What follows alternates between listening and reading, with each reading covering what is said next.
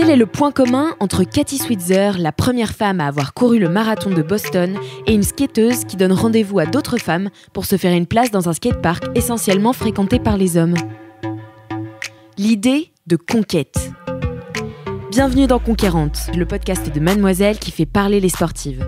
Comment le sport, l'envie et l'ambition leur ont permis de se dépasser, de briser les barrières et de repousser leurs propres frontières. C'est ce que tu vas découvrir dans ce podcast.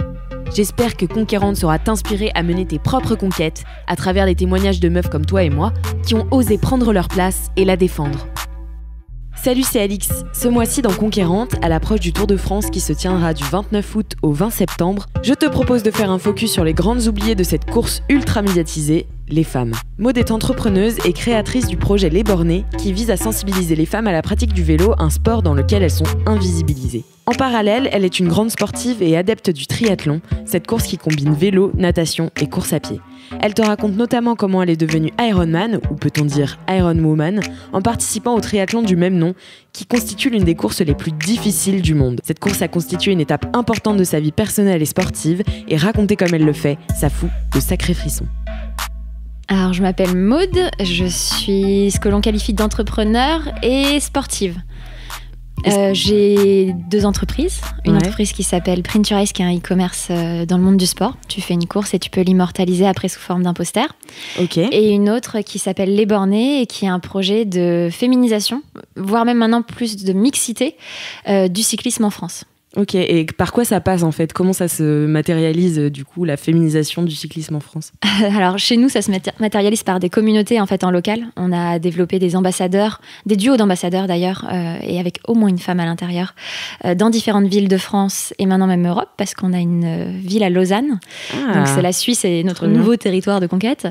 Et toute l'idée, c'est d'avoir des personnes qui puissent rouler en toute bienveillance. Donc c'est pas des professionnels du cyclisme, c'est pas des coachs sportifs, c'est des personnes qui sont juste passionnés et qui le week-end partagent un bout de chemin avec d'autres cyclistes de tout niveau confondus, parce qu'on essaye de créer des rides pour tout le monde, avec pour objectif de mettre plus de femmes sur des vélos. Donc toute l'idée, c'est que ces rides soient accessibles aux femmes et avec une communication positive autour de la femme. Et parce que en fait, donc tu as remarqué que les femmes faisaient pas trop de vélo. En fait, c'est pas forcément que les femmes ne faisaient pas trop de vélo, c'est qu'il y avait beaucoup de barrières à l'entrée du cyclisme en France. Alors, le point numéro 1, c'est l'imagerie. Parce que, on en parlait juste avant, mais le Tour de France, c'est un Tour de France masculin, il n'y a pas de femmes. Et donc, dès toute petite, quand tu vois du cyclisme professionnel et du cyclisme de route, tu vois des hommes, mais tu vois pas de femmes. Alors Est-ce que c'est interdit d'entrer le Tour de France quand t'es une femme ou c'est... Le Tour de France, actuellement, tu ne peux être qu'un homme. Tu ne peux être qu'un homme, c'est une compétition... Masculine. C'est une compétition masculine, d'équipe masculine. Il n'existe pas de compétition équivalente féminine. Il y a des critériums, il y a d'autres types de courses en France, mais elles sont beaucoup moins médiatisées par rapport à ce que va être le Tour de France. Le Giro a une version féminine, si je dis pas de bêtises, donc c'est vraiment très propre au Tour de France. Tu peux définir ce que c'est le Giro? C'est l'équivalent italien du Tour de France. D'accord, ok. Mais c'est vraiment beaucoup moins connu. La preuve, c'est que si je te dis Tour de France, tu vois ce que c'est, mais si je te dis Giro, tu vas pas le savoir exactement. Et donc, il y avait avant un Tour de France féminin, il a été arrêté. Et donc maintenant, quand t'es petite, c'est que tu grandis avec potentiellement le cyclisme qui passe pendant l'été dans tes routes, parce qu'on a tous, je pense, au moins fait une fois un bord de route pour voir les cyclistes pro passer. Tu vois que des mecs. Donc il y a un vrai problème d'imagerie. Et le deuxième souci, c'est les réflexions à l'entrée. C'est-à-dire que quand t'es une femme, t'as des gens hyper positifs, hyper bienveillants et incluant les hommes, mais t'as aussi des personnes qui vont te dire que t'es pas capable. Parce que eux se créent en fait des barrières aux femmes, de par leurs propres difficultés, de par leur propre incapacité parfois à réaliser des épreuves. Et donc ils se disent, si moi j'y arrive pas, une femme pourra pas le faire. Et ça crée des énormes barrières, parce que se faire larguer sur une ligne droite parce qu'un mec a décidé de pousser très très fort sur les pédales juste pour dire je me laisserai pas dépasser, ou avoir des personnes qui disent non, fais surtout pas cette compétition, ça va être dur pour toi. Ça sera tout aussi dur pour moi que pour toi en fait. Enfin, je suis pas parce que je suis une femme que je vais m'y arriver. Et toutes ces petites choses cumulées, ça fait que y a moins de femmes qui se lancent, alors que c'est un sport où on pourrait être très très bonne. Et toi, comment tu t'es lancée justement? Est-ce que tu as un premier souvenir de sportive ou de tes premiers souvenirs à vélo? C'est très récent parce que j'ai commencé le vélo en 2017, le vélo de route. Après, tout le monde en fait, on apprend tous le vélo enfant et j'en ai fait pendant les vacances sur les gros vélos VTC, Rock Rider ou les trucs un peu ce qu'on appelle nous à l'ancienne. Mais le vrai vélo de route, j'ai commencé en 2017 suite à un marathon où on m'a dit si tu continues à faire beaucoup d'entraînement en course à pied juste après ton marathon, tu risques d'avoir des blessures qui se créent. Genoux, chevilles, hanches, il y a toujours des systèmes un peu plus fragiles. Et donc, il fallait que je combine 2 sports, la course à pied et un autre, qui soit un sport autoporté. Et c'était natation ou vélo. Et j'étais pas du tout nageuse à l'époque et c'était pas du tout mon délire. Donc j'ai choisi le vélo. Mais à la base, c'était plus un sport de compensation pour se dire, vu que je peux pas courir, je vais faire un peu de vélo. Et après, tu te retrouves mordu parce que tu découvres que c'est un moyen de liberté. Est-ce que ça a dépassé ton amour pour la course ou... En ce moment, je fais plus de vélo que je ne fais de course à pied. Il y a des périodes. Après, je pense que tu as des périodes en hiver. C'est vrai que c'est plus agréable de faire de la course à pied que du vélo parce qu'il fait très froid à vélo quand tu rides en période de, on va dire, moins 5 degrés. Ouais. Mais alors qu'en course à pied, tu chauffes très vite. Donc, c'est beaucoup plus agréable à gérer. Et en été, c'est l'inverse. En été, j'ai plutôt tendance à préférer faire du vélo. Et du coup, tu es triathlète, c'est ça ? C'est ça. Natation, vélo et course à pied. Ok, est-ce que tu peux m'expliquer un petit peu ce que c'est le triathlon et comment ça se passe et comment t'en es arrivé là aussi ? C'est la suite logique quand tu fais de la course à pied et du vélo, il te manque plus que la natation pour faire un triathlon. Et même si j'étais pas vraiment une aquatique, tu te lances et t'essayes. Et il y avait une épreuve qui me titillait qui s'appelle l'Ironman de Nice. Ah ok, parce que l'Ironman, mais c'est aux États-Unis, non ? T'en as partout, t'en as partout dans le monde. Ouais. Ok, je croyais que c'était aux États-Unis seulement. T'en as pas mal aux États-Unis, en Floride. T'as des très très gros Iron qui sont organisés là-bas, mais t'en as aussi en France. On en a 2 principaux sur la distance, ce qu'on appelle la full. Donc la distance complète, qui sont à Vichy et à Nice. D'accord. C'est les 2 emblématiques sous la licence Ironman, parce que c'est comme une marque. Après, tu as des triathlons XXL, et là, c'est la même chose, mais en version pas la marque associée. Et c'est 3,8 km de natation, 180 de vélo et un marathon. Le tout dans la même journée, t'enchaînes. Donc le triathlon, grosso modo, c'est une épreuve où tu enchaînes natation, vélo et course à pied. Et après, tu as plein de distances différentes. Ok, mais c'est incroyable. Donc toi, tu fais les Ironman. J'en ai fait un l'année dernière. C'était mon tout premier. Et j'en referai. Après, c'est 9 mois de préparation.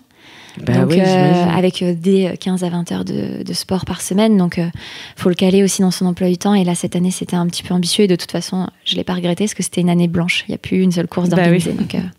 Ok.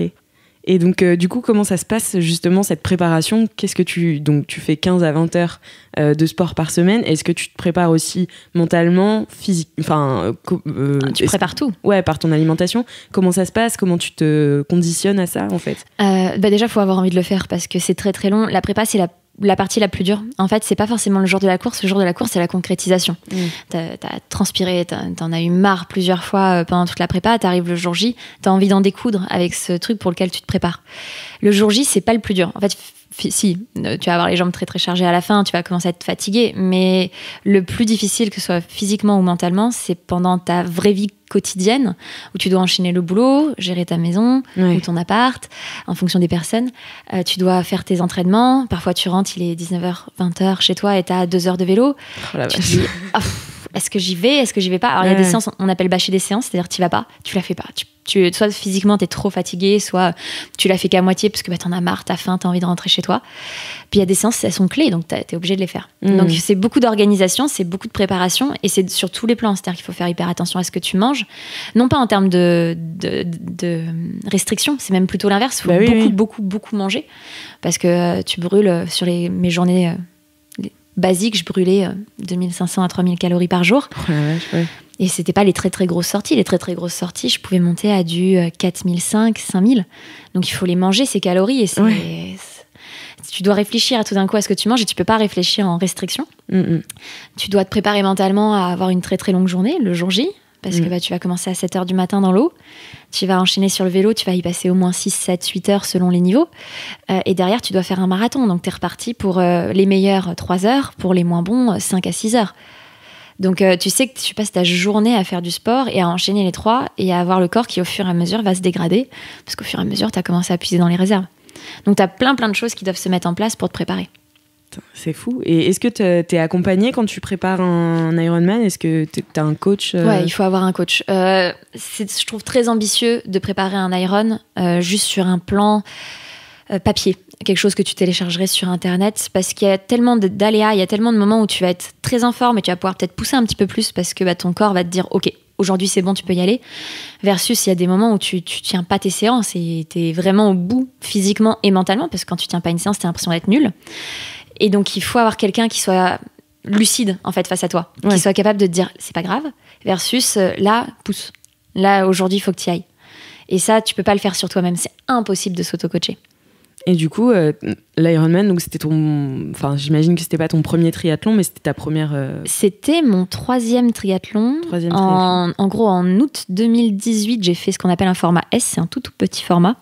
Je crois que si je dis pas de bêtises, c'était 5 km de course à pied, 20 km de vélo et natation, ça devait être 400-500 mètres. Donc c'était vraiment tout petit. C'était pour vérifier que j'aimais bien ça.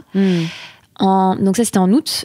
En mai, j'ai fait ce qu'on appelle un half. C'est la moitié de la distance du complet à Barcelone, qui était dans ma préparation physique. J'avais déjà commencé ma préparation physique pour l'Iron et l'Iron était en fin juin. Ok. Donc techniquement, j'en avais fait que 2. C'était mon 3e. Et il y a combien de femmes, de manière proportionnelle, sur la ligne de départ ? Pas assez. On était 9% à l'Ironman de Nice. 9%, ah oui, c'est vraiment pas beaucoup. Et tu le vois, en fait, parce qu'il y a un truc qui est assez intéressant à l'Iron, c'est que tu n'as pas la même couleur de bonnet si tu es une femme ou un homme.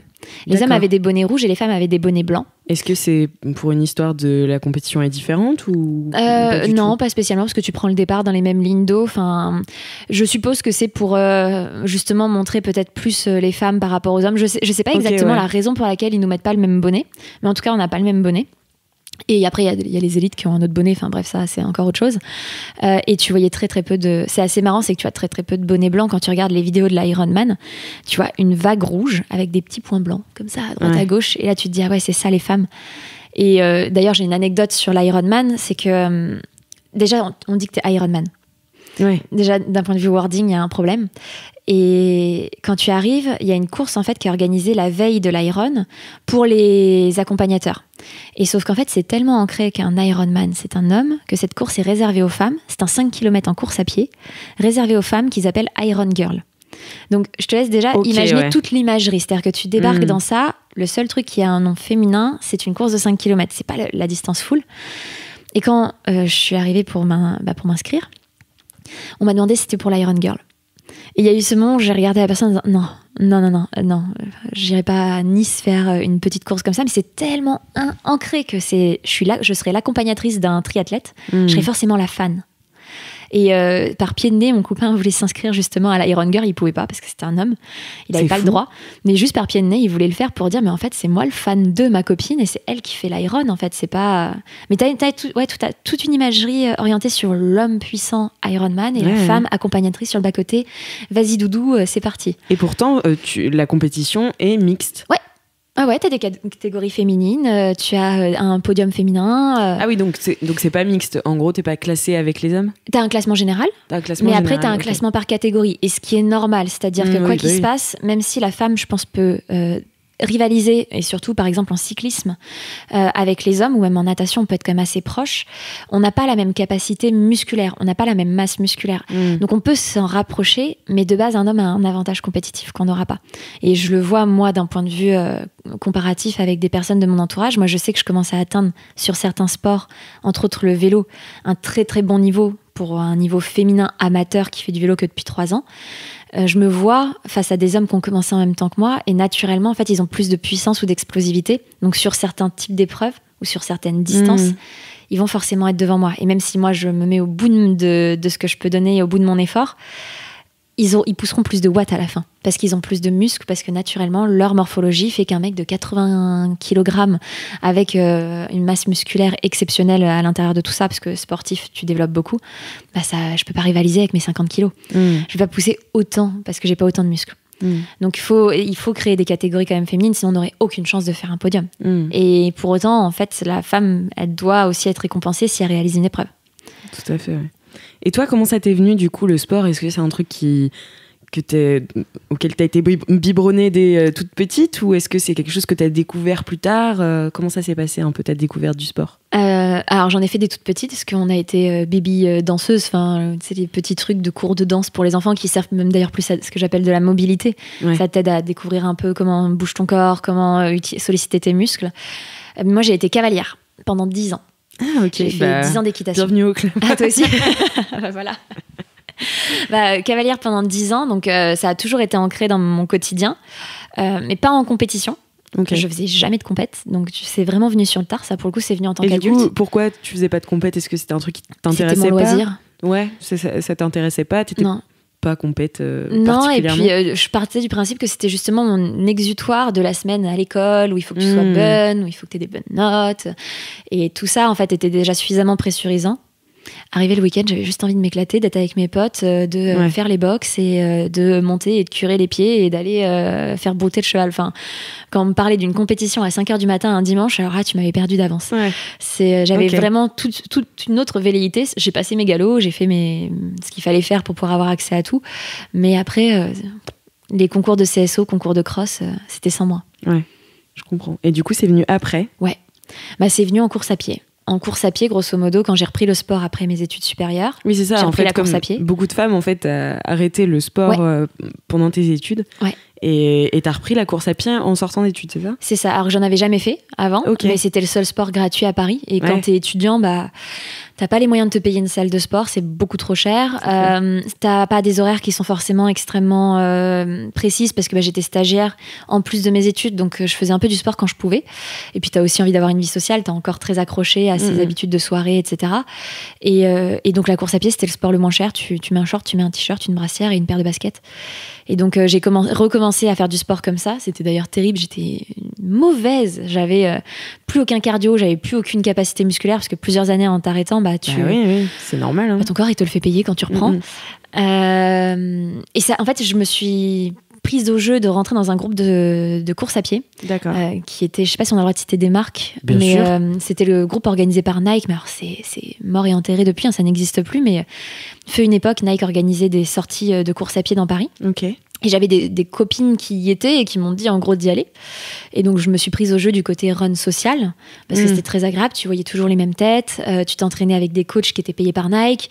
Et oui, c'est plus sympa que de courir seul. Solo. Ouais. Et plus sécuritaire parce qu'encore une fois, on parle de 2014, une femme en short, c'était encore en train de se faire klaxonner dans la rue. Moi, j'habitais à Asnières à l'époque. Il y avait des fois où courir seule le soir, je préférais être en groupe. Je préférais être avec plein d'autres nanas, plein d'autres mecs et pas me faire emmerder parce que j'étais en short en train de courir. C'est beaucoup moins, je le sens beaucoup moins maintenant. J'ai l'impression que ça s'est beaucoup plus vulgarisé. Et bon, il y a toujours quelques gros lourds, mais beaucoup moins qu'à l'époque. Et donc ça me rassurait aussi d'être en groupe avec des personnes qui allaient me pousser physiquement, 2 avec qui j'allais m'amuser et 3 avec lesquelles j'allais me sentir en sécurité. Ouais. Et ça s'est pris comme ça parce que et Nike, après la compétition, t'as pris goût à ça en fait? Nike nous a offert un dossard et en fait j'ai fait mon premier 10 km via Nike parce que c'était la course justement qui était organisée avec eux en juin. Je me souviens juste de la date, je sais même plus, Nike Women quelque chose, Nike Women Race, un truc comme ça. C'était qu'une course de femmes. D'ailleurs maintenant je répudie ce genre de course, je déteste les courses 100% féminines. Mais à l'époque c'était sécurisant aussi de me dire que j'allais pas avoir que des bonhommes autour de moi. Et je me suis lancée comme ça. Et après t'as l'addiction du dossard. T'as envie de faire toujours mieux, t'as envie de te pousser dans des retranchements auxquels tu n'as pas l'habitude d'aller chercher. Et justement, c'est intéressant ce que tu dis sur maintenant t'aimes plus du tout ces courses 100% femmes, mais au début ça te sécurisait. J'ai l'impression, enfin moi tu vois, même en tant que femme qui suis allée m'inscrire à une salle de sport, t'as toujours ce truc de non-légitimité à passer du côté de la salle de muscu, tu sais, où t'as des mecs et tu sais, t'es là, en fait moi je sais pas utiliser, donc en fait est-ce que par ça t'as pris confiance en toi et maintenant genre tu t'affirmes en tant que sportive alors qu'avant c'était un truc tu te sentais moins légitime? Je pense que ça aide beaucoup de femmes et moi y compris au tout début. Après c'est vrai qu'on était de base un groupe mixte Nike, donc ça a peut-être beaucoup aidé à très rapidement faire le pas et à très rapidement être sur des compétitions qui sont des compétitions et des courses, en fait c'est même pas que des compétitions. Quand tu fais un 10K, ça peut juste être pour te dépasser toi-même ou pour faire un marathon, pareil. T'es pas obligé d'être forcément avec un objectif de temps ou de podium ou de résultat. Mais j'étais déjà dans un environnement très mixte, ce qui aide à avoir une imagerie positive de la femme parce qu'elle était déjà intégrée. Il y a beaucoup de sports et le renforcement musculaire, la salle, le cyclisme, le triathlon en font partie, où si tu n'es peut-être pas au tout début rassurée parce que tu as une imagerie féminine déjà présente, tu vas avoir la sensation d'être nulle, de faire n'importe quoi, de pas avoir ta place et en fait tu vas vite lâcher. Et c'est normal en fait. t'es pas accompagné, t'as personne qui t'encense en quelque sorte en disant ce que tu fais c'est bien, et t'as personne qui va potentiellement venir te donner des conseils, parce que tu vas être direct jugé quand tu vas faire une bêtise, et on en fait tous. Au tout début on fait tous des énormes bêtises quand on commence le sport, et si t'as personne pour venir t'aider, et au lieu de te clasher direct, venir te réconforter, te donner un peu plus, t'arrêtes. Et c'est normal. Et est-ce que tu regardes en général le Tour de France, et est-ce que tu vas regarder cette année?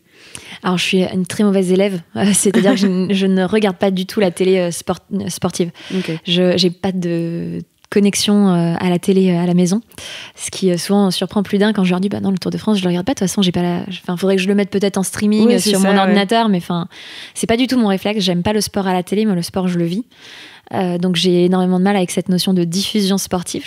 C'est pas mon truc.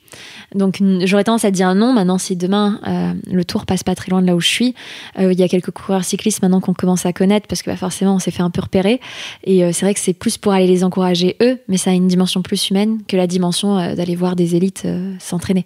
C'est plus pour aller encourager finalement ces personnes qu'on apprécie et qu'on soutient dans leur pratique sportive. Et du coup, pour revenir un petit peu à ton entreprise, donc les Bornés, est-ce que vous faites un groupe et vous allez faire du vélo le week-end? Comment ça se passe? Ouais, c'est ça. Et du coup, vous vous faites repérer par les sportifs, et vous faites des courses ensemble. Est-ce que c'est un truc qui vous Alors non, motive? des courses ensemble, je pense qu'eux, ils sont en moonwalk, et nous, on a du mal à les suivre. Faut quand même remettre le niveau des élites. Les élites roulent quand même très très rapidement. Ils ont une capacité musculaire et une capacité physique qui n'est pas du tout la même que nous. Moi, mon meilleur niveau, c'est un niveau d'échauffement pour un élite.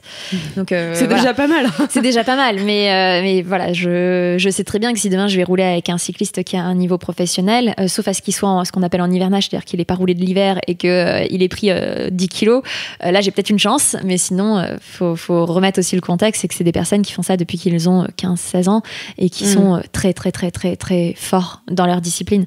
C'est pour ça qu'ils sont d'ailleurs au niveau élite. Donc non, on fait pas des courses avec eux, mais par contre c'est des personnes qui ont vu le projet, qui en ont entendu parler et qui le soutiennent, parce que ça porte les mêmes valeurs qu'eux, parce qu'ils sont convaincus que dans le cyclisme, comme dans le triathlon, parce qu'on travaille aussi le triathlon, il y a quelque chose à faire sur la féminisation du sport, et donc ils viennent nous aider en apportant un peu leur image, un peu de leur temps, et même parfois juste en fait de leur soutien, avec un petit mot en disant c'est cool ce que vous faites, et ça aide.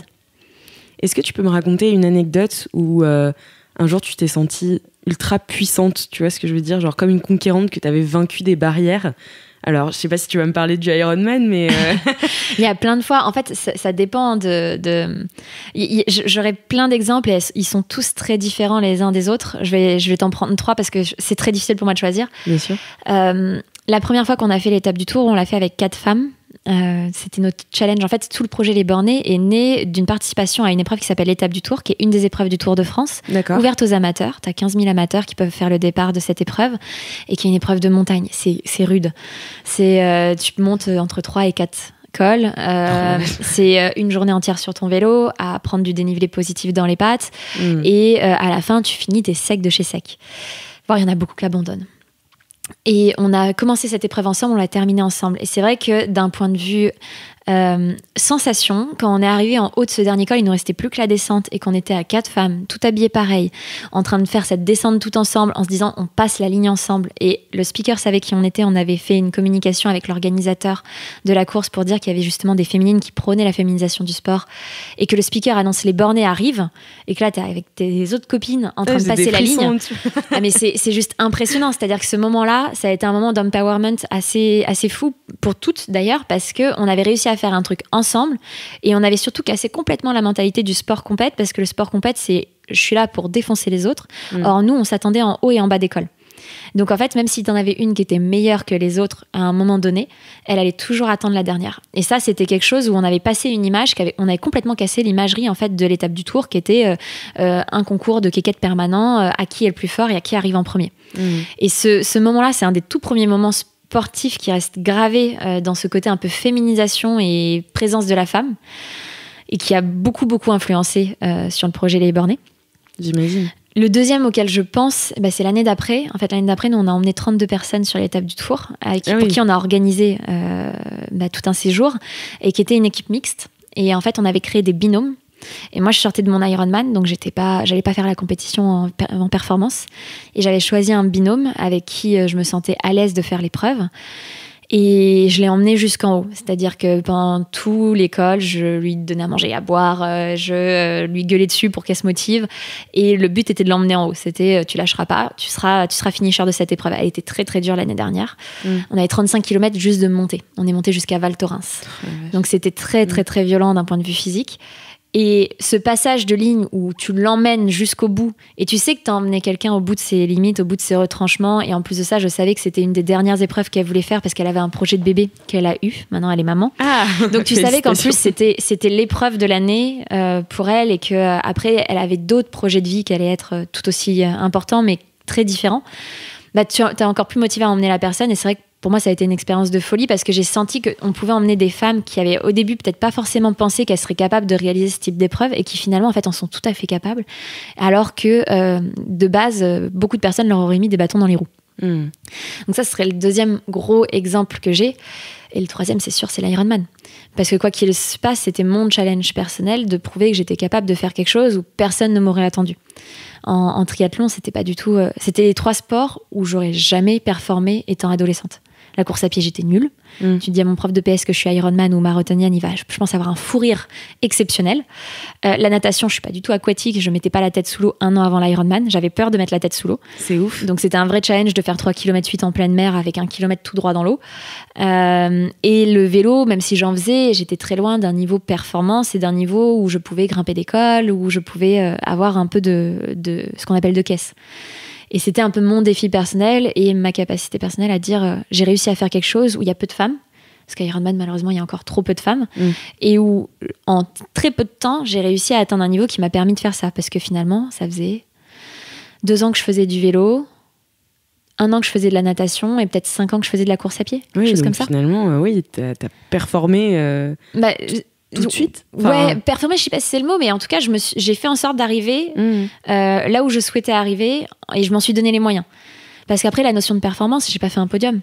Je suis pas, j'ai pas été top de ma catégorie. Ouais, bah après pour moi, tu vois, genre moi qui suis du coup pas du tout dans ce milieu-là, ni dans la course, ni dans le vélo, ni dans la natation, je me dis rien que la course est une performance, tu vois, parce que c'est quand même un truc un peu surhumain. Enfin, je sais pas, l'Ironman, ça te change. C'est un peu, ça te change. Toute la préparation physique que tu fais avant, mais aussi le jour J, ça te change. Et justement, comment tu te sens c'est quoi tes sensations au départ? C'est quoi tes sensations à l'arrivée? Et pendant, à quoi tu penses, tu vois, genre... Au départ, t'es stressé.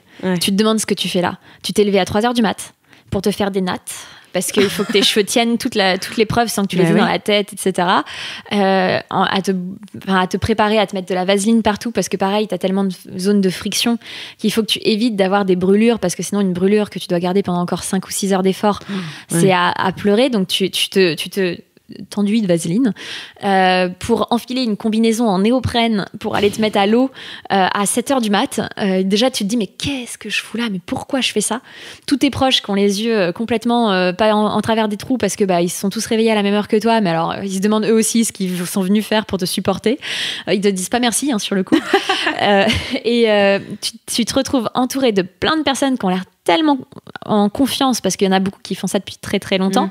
Tu te retrouves dans un sas de départ où on te dit de te mettre dans des départs en fonction de ton temps dans l'eau, sauf que t'as jamais fait ça, donc t'es là, grosso merdo, je pense que je vais être dans cette zone là, donc tu te mets avec des gens et tu te dis ça se trouve je vais être complètement derrière, j'ai pas du tout bien choisi mon temps dans l'eau, et donc t'es hyper stressé. Le départ c'est assez particulier.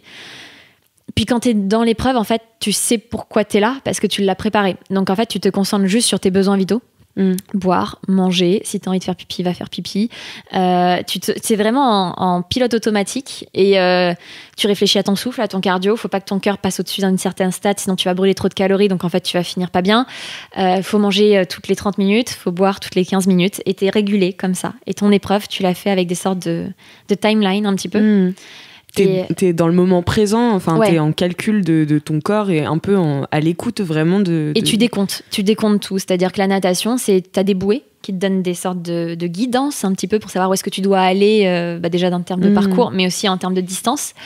Et donc tu comptes, il me reste 3 bouées avant d'arriver sur la plage. Une fois que j'arrive sur la plage, tu cours et tu retires le haut de ta combi. Ok, ensuite tu fais ça, ensuite tu te mets de la crème solaire, et en fait t'as tellement tout préparé à l'avance et tout décomposé que c'est comme si tu checkais une liste un petit peu à chaque fois. Après, t'es sur le vélo, et le vélo, en fait, tu connais le parcours, tu sais par où il va passer. Et donc, tu es là, ok, ça, c'est le premier col. Le premier col, il est passé. Il me reste encore une deuxième bosse. La deuxième bosse, elle est passée. Là, maintenant, c'est de la descente. Donc, il faut que tu boives parce que tu vas devoir courir dans 50 km. Et donc, tout est très réfléchi. Et t'arrives après sur la course à pied, et c'est là où ça devient le plus agréable parce que t'as tes proches. Parce qu'en fait, tout le reste de l'épreuve, dans l'eau, tu les as pas. Bah oui. Sur le vélo, c'est beaucoup trop loin. Tu vas très très loin nous, on était très loin dans les Alpes. Donc, tu vois pas tes proches. Et tu arrives en fait sur la course à pied et ils sont là. Et l'avantage, c'est comme c'est des boucles, tu peux les voir plusieurs fois. D'accord, ouais. Moi, en plus de ça, mon copain et une de mes amies sont tous les deux coureurs. Donc, ils couraient un petit peu là où ils pouvaient pour essayer de me voir au maximum et pour anticiper un petit peu mes passages.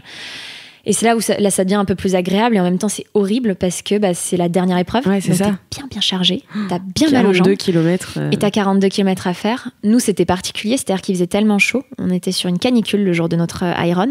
Ils avaient pensé à annuler. En fait, ils nous ont fait signer des décharges comme quoi, s'il nous arrivait quelque chose, Ironman ne serait pas responsable. Wow. Donc tu commençais ton épreuve en signant un papier en disant si je meurs, c'est pas grave. Ça fait très bizarre. Et il y avait tellement en fait de chaleur que dans l'école, on était à 38 degrés en haut d'école, ce qui est très très très très chaud. T'es en haut d'une montagne quand même. Ouais. Bon, c'est l'école de Nice, hein, mais ça normalement il fait pas cette température-là. Le béton fondé sur les routes, et tu arrives sur la promenade des Anglais, t'as pas un seul abri, t'as pas d'ombre en fait. Donc ils mettaient des sortes de, tu sais ce qui arrose les plantes, ils les mettaient vers la route pour qu'on on puisse se les prendre sur le visage. Et tous les 2 km, t'avais une douche qui était mise, et tu passais sous la douche pour essayer de te rafraîchir. Et le béton en dessous était complètement mou tellement ça avait fondu à cause de la chaleur. Et là tu viens d'en faire parce que on a fait que 30 km sur les 42 déjà, parce qu'ils avaient réduit la distance. Ah oui, ils avaient réduit la distance un petit peu. Et avec ça, on a quand même eu 27% d'abandon. Ouais, bah ouais. C'est énorme. 27% de participants qui n'ont pas terminé l'Ironman parce qu'ils ont fait des malaises. J'ai jamais vu autant de fois sur une compétition la voiture des pompiers sur le côté faire des allers-retours avec la sirène. Et là, tu te disais, bon, c'est qui est en train de mourir là en ce moment précis. Ouais. C'était assez particulier, et tu vis quand même quelque chose qui est assez intense quand tu es sur la partie course à pied parce que tu vois tes proches. En même temps, tu es en train de décompter les trucs parce que tous les 2 km et demi, tu as un ravitaillement. Donc tu sais que tu as fait 2 km et demi. Hop, tu dois aller au deuxième kilomètre et demi d'après. Et tu sais qu'il t'en reste encore pas mal parce que tu as quand même beaucoup de boucles à faire avant de pouvoir passer cette ligne d'arrivée sur un énorme tapis rouge.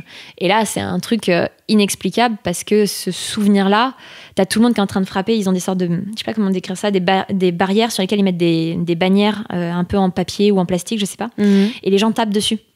Ce qui fait que ça fait un énorme brouhaha quand tu passes, qui est juste hyper impressionnant. T'as le speaker qui t'annonce en disant, il voit ton numéro et donc il annonce que t'es Ironman. Donc il y a le gros You are an Ironman. Et là, tu passes la ligne et tu te dis, c'est fait, je viens de le faire. Et tu réalises pas en fait parce que t'étais tellement dans le truc les 15 secondes d'avant en train de te taper un sprint comme un débile sur une ligne droite alors que tu viens de te taper beaucoup trop et que tu devrais pas faire ça. Il y a ce moment un peu d'incrédulité et après t'es hyper fier parce que tu te dis ça y est, je l'ai fait en fait. Genre j'ai vraiment réalisé cette épreuve.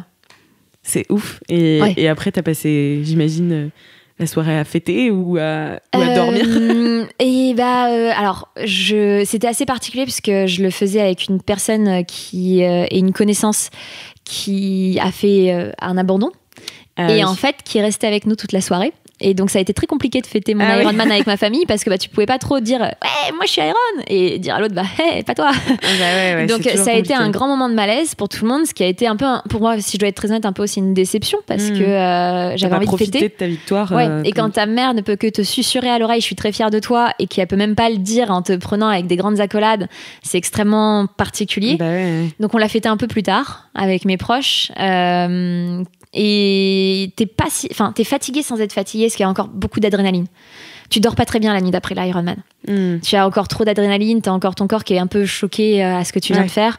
Et c'est plutôt les nuits d'après où tu commences à être bien fatigué et à récupérer. Ok. Est-ce que tu penses qu'un jour tu le referas ou Ah oui. Ouais. C'est genre. Okay. C'est à mesurer, c'est-à-dire que les gens qui en font trop, faut faire aussi attention. Ton corps, c'est une super machine, mais il a besoin de repos. J'aurais pas enchaîné 2 années d'affilée un Iron. Et il faut aussi mesurer l'impact que ça a sur tes proches. Tu fais 9 mois de prépa. Ouais. Pendant 9 mois, ton conjoint ou ta conjointe, en fonction de si tu es un homme ou une femme, prend tellement cher. Ouais. Parce que t'es fatigué, parce que t'as des séances horribles, parce que tu rentres, t'as même pas la force de retirer tes baskets. Alors c'est extrême, mais c'est vrai qu'il y a certaines séances qui sont comme ça. Et faut supporter quelqu'un pendant 9 mois qui va faire une prépa, c'est très long. Donc l'enchaîner comme ça d'une année sur l'autre, le triathlon, il y a beaucoup de divorces dans le triathlon. Tu vois beaucoup de mecs de 50 ans sans divorcer qui font du tri. Ouais. Tu te poses des questions quand même. Donc c'est quelque chose à mesurer aussi, j'en referai aussi à une période où ce sera d'accord avec tout le monde sera ok sur le fait que je vais refaire un Iron, que oui, je vais peut-être réavoir des moments où je vais être exécrable parce que je serai crevée et que j'en pourrai plus. Et il faudra aussi que ce soit une bonne temporalité, parce qu'en tant qu'entrepreneur, bah oui. Tout le monde dit c'est trop génial, tu peux t'entraîner quand tu veux. Ouais, mais en fait, si je bosse pas, je gagne pas d'argent. Bah oui, c'est donc ça, toutes les heures que je passe à faire du vélo ou de la natation ou de la course à pied, bah je gagne pas de sous.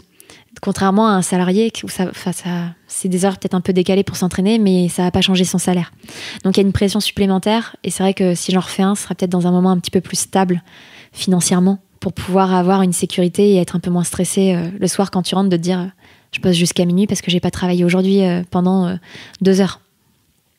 Et pour finir, est-ce que tu pourrais me dire c'est quoi la phrase ou le discours qui toi te met tout de suite en compétition et te dit ok, je vais y arriver? Est-ce qu'il y a un truc qu'on peut te dire et tout de suite ça te lance? Ah bah me dire que je suis pas capable. Ah, ça c'est... Donc toi t'es motivée par le refus un peu, ouais. Ouais. C'est toute l'histoire sportive que je peux avoir, c'est des personnes qui m'ont dit tu seras pas capable de. Tu seras pas capable de faire 36-58 en course à pied sur Indica. Je me souviens très bien, mon dernier de 10 km, alors il date d'il y a 1000 ans, parce que c'est pas du tout ma discipline, j'aime pas du tout le cours. C'était 37-30, c'est quand même un peu ambitieux. Bah, j'ai fait 36-58. L'Iron, tu te rends compte quand même, c'est dur, il y a des gens qui se préparent, ça, tu sais même pas nager. Ok, très bien, je ferai un Iron. Étape du tour, c'était ça. Non mais t'es folle de t'inscrire à ça, il y a des mecs qui abandonnent. Ok, très bien. Et je fonctionne malheureusement un peu trop peut-être au pied de nez et au challenge. C'est ce qui m'a menée là où je suis actuellement. Mais plus tu me dis tu n'es pas capable ou tu ne seras pas capable de, plus ça va me pousser à prouver le contraire. Trop bien. Merci beaucoup Maud. Merci à toi. Pour cette interview. Merci à toi aussi d'avoir écouté cet épisode de Conquérante, j'espère qu'il t'a plu. Si c'est le cas, n'hésite pas à en parler autour de toi et tu peux aussi mettre un avis et 5 étoiles à Conquérante sur Apple Podcast. Tu trouveras toutes les infos dont tu as besoin dans les show notes de cet épisode. Conquérante revient tous les premiers lundis de chaque mois avec plein d'autres sports et de meufs incroyables à découvrir. J'ai hâte de te les présenter. D'ailleurs, si toi aussi tu veux participer, envoie un mail à alix@mademoiselle.com avec en objet « Je fais du sport et j'ai envie d'en parler ». Allez, je te dis au mois prochain pour un nouvel épisode de Conquérante.